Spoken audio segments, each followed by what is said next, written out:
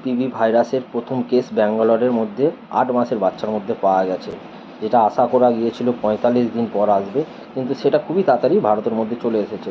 DJ এখনও বলছে যে এটা কোনো ব্যাপার নয়, এটা কোনো গুরুত্বপূর্ণ নেই, কিন্তু এটা কোভিডের সময় বলেছিল এটা চেক আউট করতে পারেন।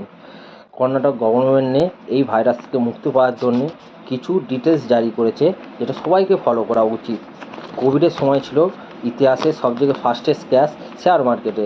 1992 পর থেকে এইটা সবথেকে দ্রুততম ক্র্যাশ ছিল, যেটা আপনারা শেয়ার মার্কেটে এটা লক্ষ্য করতে পারেন।